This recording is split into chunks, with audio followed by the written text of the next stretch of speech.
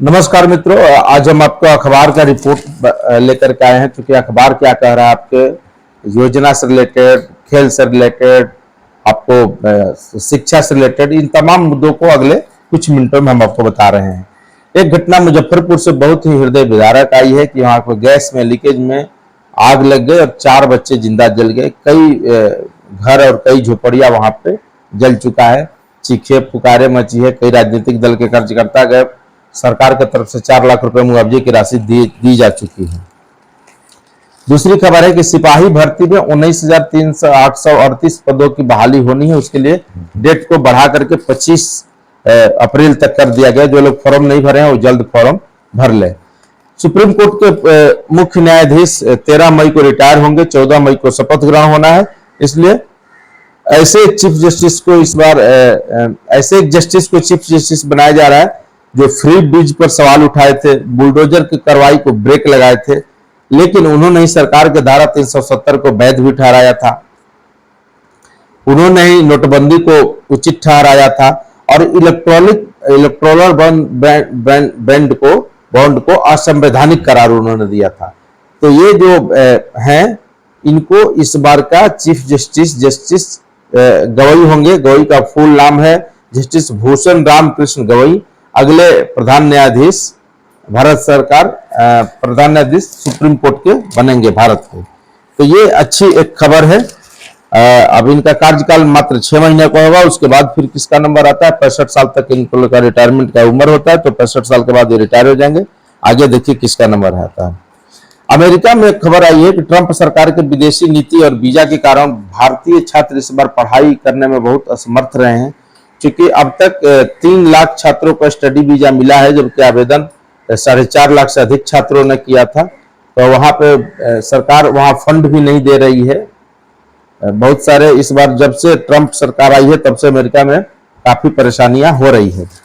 Harvard की संपत्ति 100 देशों के जीडीपी से ज्यादा है। हार्वर्ड यूनिवर्सिटी अकेले ऐसा है जिसकी 100 देशों के जीडीपी से ज्यादा उसकी संपत्ति है। तो हार्वर्ड के पास खूब पैसा है, तो उसको अंतर नहीं पड़ता है। तो ट्रंप सरकार की नीतियों को भी मानने से इस बार हार्वर्ड यूनिवर्सिटी ने इनकार कर दिया है। तो ये हार्वर्ड अपने आप में खास है। वहां पे पढ़ने के लिए सब लोग लालायित रहते हैं। हार्वर्ड से अब तक 161 नोबेल विजेता निकल चुके हैं। ये दुनिया के किसी भी यूनिवर्सिटी की सर्वाधिक संख्या है हार्वर्ड से निकलने वाले की। इसी यूनिवर्सिटी में अब तक 210 पेटेंट है। दुनिया की टॉप 10 यूनिवर्सिटी में शामिल है। हार्वर्ड के पास hedge fund, private security, real estate की संपत्ति है। हार्वर्ड का सालाना खर्च 19,000 करोड़ रुपए है।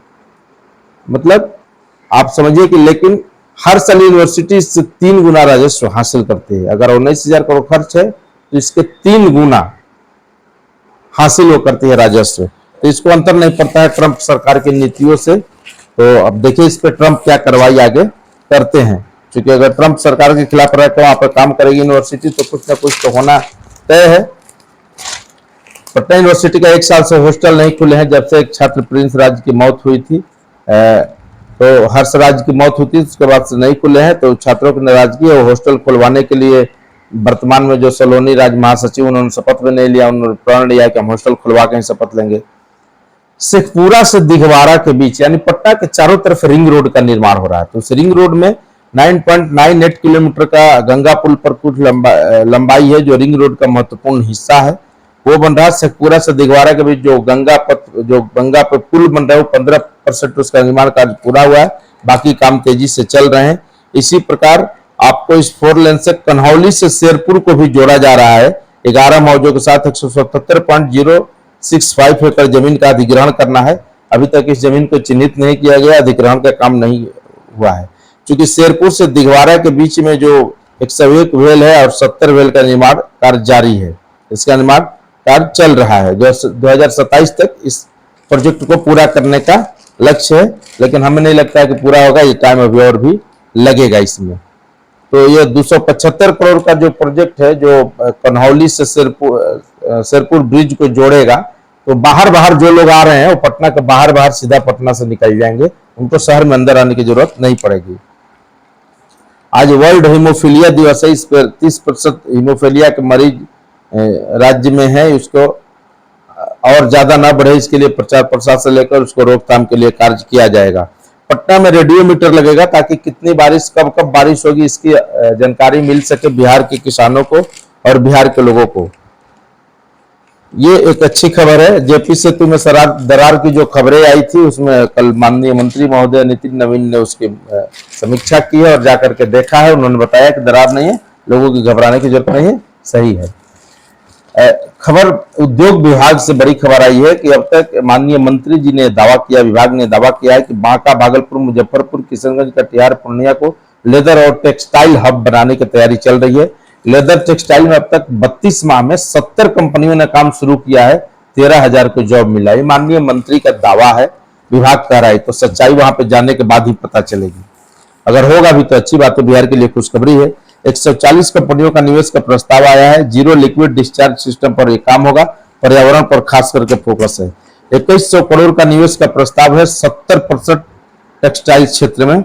बिहार में कपड़ों और चमड़ों का हब बनाने की तैयारी विभाग की तरफ से चल रही है। किसमें कितना सफल होंगे, कितना असफल होंगे, ये तो बाद में तय होगा, लेकिन प्रयास अच्छी है। बिहार में निवेश करने वाली कई प्रमुख कंपनियां हैं जो लगातार काम बिहार में कर रही है। ये हम लोगों के लिए काफी अच्छी और शुभ संकेत है।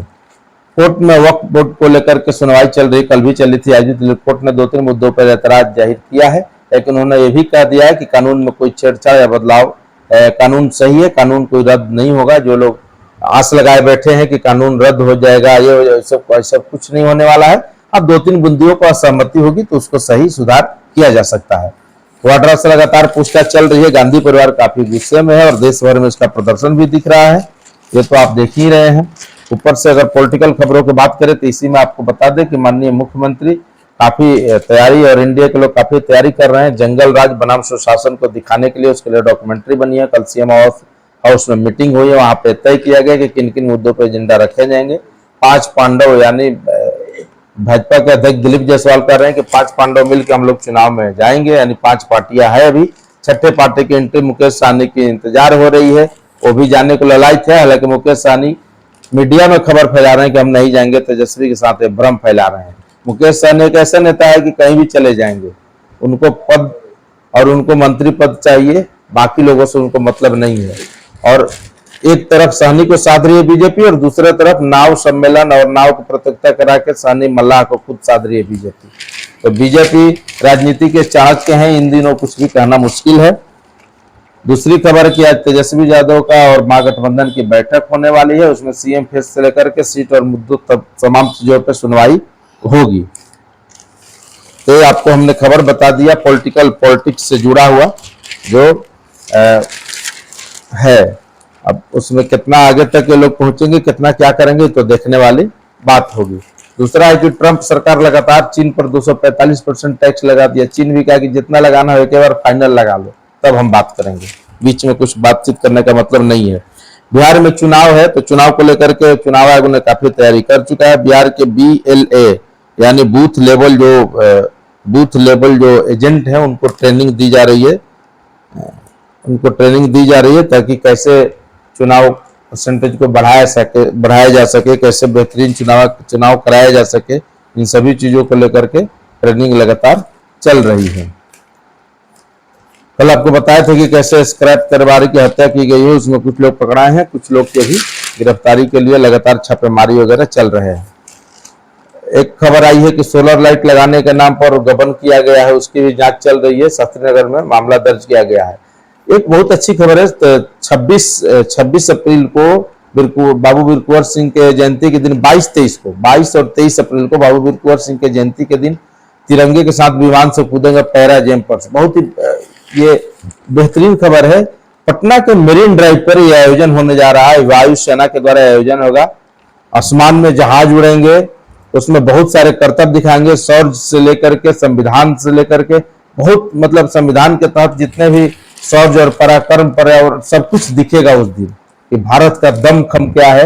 ये पहली बार पटना के मेरीन ड्राइव पर दिखेगा। अब तक ये सब आयोजन दिल्ली और अन्य जगह पे होते रहे हैं, लेकिन पटना में पहली बार है, तो उसको देखना आप लोग नहीं भूलें। सुबह से कार्यक्रम है, इसमें जरूर जाएं, काफी आपको अच्छा रोमांचकारी दृश्य होगा। तो सिंचाई योजना को तेजी से पूरा करने का निर्देश दिया गया है। चूंकि कल मुख्य सचिव बिहार की बैठक भी किए थे और बैठक में उनको बताया था कि केंद्रीय परियोजना जितने भी बिहार में चल रही है उसमें जमीन अधिग्रहण से लेकर तमाम समस्याएं, उस समस्याओं को दूर करके और जल्द से जल्द पूरा करें, क्योंकि चुनाव है तो उस पर लोगों की काफी फोकस भी है। अब तक 6 लाख सोलर स्ट्रीट लाइट्स लगाई गई है। जहां स्ट्रीट लाइट्स लग रहे हैं वो तो ठीक है, जहां खराब होना वहां बदले भी नहीं जा रहे हैं, इसको भी सरकार को देखना चाहिए। गाँव में खास करके इसको गांव को रोशन करने के लिए स्ट्रीट लाइट लगाई जा रही है, शहर में भी हर जगह पर लगे हुए हैं, लेकिन इसको लगाने से नहीं होगा, इसका मेंटेनेंस जो बार बार मुख्यमंत्री कहते हैं मेंटेनेंस करना भी बहुत जरूरी है। शिक्षा से जुड़ा हुआ खबर है कि नीट में जो लोग एडमिट कार्ड जारी हो गया 19 अप्रैल को परीक्षा होना है, तो आप लोग अपना एडमिट कार्ड निकालें और परीक्षा की भरपूर तैयारी करें। बिहार बोर्ड का इंटर स्पेशल कंपार्टमेंट परीक्षा 2 मई को होगा, तो जो लोग कंपार्टमेंट में देना चाहते हैं वो अपना तैयारी कर रहे हैं। पटना में चोरी की घटना बहुत कॉमन हो जाती है, तो आप लोग अगर घर अपना बंद करके जा रहे हैं तो प्लीज उसका ध्यान रखें, क्योंकि बिहार में पुलिस ध्यान रखने वाली नहीं है और पुलिस के हिसाब से आपका घर बचने वाला भी नहीं है, इसलिए आप अपने घर का खुद सुरक्षा करें। कल परसा बाजार में एक ही रात में 7 फ्लैटों में लाखों की संपत्ति की चोरी हुई है। आप समझिए कि किस तरह से चोर गिरोह एक्टिव है और किस तरह से पुलिस एक्टिव है। पुलिस के लाख दावे, डीजीपी को लाख बदल दीजिए, लेकिन बिहार में चोरी और छिनतई की घटना नहीं रुक रही है। दिन में चलते हुए गले से चैन छीन रहा है, कोई कहीं से खींच ले रहा है, माँ बहन का तो लग रहा है कि कोई इज्जतें नहीं है, इस टाइप से कर रहा है सब। तो ये जो लफंदर, जो बदमाश है, जो बिहार को बदनाम कर रहे हैं, इस पर थोड़ा सख्ती से पुलिस को निपटना चाहिए। हालांकि वैसा भी निपटने का कार्रवाई दिख नहीं रहा है, जिसके कारण इनके भी मन भरे हुए हैं। को लेकर के काफी चर्चा हो रही है। तो बंगाल में जिस तरह से ममता बनर्जी कर रही हैं, जिस तरह से उनके राज्य में घटनाएं हो रही है, तो उससे वो बच नहीं सकती हैं। लाख अपनी बात कर ले, जवाबदेही दे ले, लेकिन उससे बच नहीं सकती हैं। ये सही है कि बंगाल में गलत हो रहा है, हिंदुओं का लगातार पलायन हो रहा है, तस्वीर विभत्स आ रही है, उसको रोके और बयानबाजी करने से कोई फायदा नहीं है। अगर आप राज्य के मुखिया हैं तो आपका एक धर्म और दायित्व दोनों बनता है कि वहां के हर नागरिक सेफ हों, लेकिन वो चीजें नहीं हो रही है। आप देखिए कि कल एक वीडियो आया है जो महिला डीआईजी के साथ किस तरह से टीएमसी के कार्यकर्ता बात कर रहे हैं। महिला डीआईजी परमिशन नहीं दी है, इसके बाद भी वो हजारों की भीड़ जमा कर लेते हैं और ऊपर से डीआईजी को ही डांट रहे हैं और कोस रहे हैं। जब डीआईजी थोड़ा सा टाइट हुई तो डाउन हुए, लेकिन फिर भी बोल रहे हैं कि हमारा अधिकार है आंदोलन करना, हम करेंगे, आप परमिशन दे या ना दे। ये गलत बात है। ये सब चीज को ममता बनर्जी को ध्यान देना चाहिए। खुद महिला है, महिला तो सहृदय, दयालु, कोमल भाव की होती है, तो कहे एवं ऐसा कर रही है। अब बाकी राजनीति जिसको करना है, बीजेपी अगर कर रही है तो ठीक है करे, लेकिन आप वो तस्वीर तो दिखा रही है ना, वो तस्वीर नहीं दिखना चाहिए ना। अगर वो तस्वीर दिख रहा है तो राजनीति करने का मौका भी तो आप ही दे रहे हो ना। आपके राज्य में अगर आप चाह जाए तो कोई मुख्यमंत्री दूसरा मुख्यमंत्री नहीं प्रवेश कर सकता है, तो वहां पर गुंडे कैसे, मवाली कैसे आ जा रहे हैं, हंगामा कैसे हो रहा है, तोड़फोड़ कैसे हो रहा है, घरों में आग कैसे लगाया जा रहा है, मंदिर कैसे जलाए जा रहे हैं, ये तमाम सवाल है। इस पर आपको जवाब देना पड़ेगा। ये बैठ जाने से और चुप रहने से ये बात बनने वाली नहीं है। केदारनाथ में 2013 में आपदा में बहुत कुछ बर्बाद हुआ था। 12 साल बाद उस सभी पुराने रास्ते को तैयार किया जा रहा है। लगभग 5.5 किलोमीटर का पैदल रास्ता था, जिसको स्ट्रीट लाइट से लेकर रेलिंग वगैरह सब लगाई जा रही है। लगातार वहाँ विकास डेवलपमेंट का काम चल रहा है, क्योंकि आगे आप केदारनाथ जाएंगे तो ये सभी चीज आपको दिखेगी। तो हम सब के लिए खुशी की बात है कि बिहार बदल रहा है, बिहार आगे बढ़ भी रहा है, साथ साथ डेवलपमेंट भी हो रहा है। लेकिन कुछ ऐसी खबरें आती है जिसके कारण मन में दुख और तकलीफ भी होता है। धन्यवाद।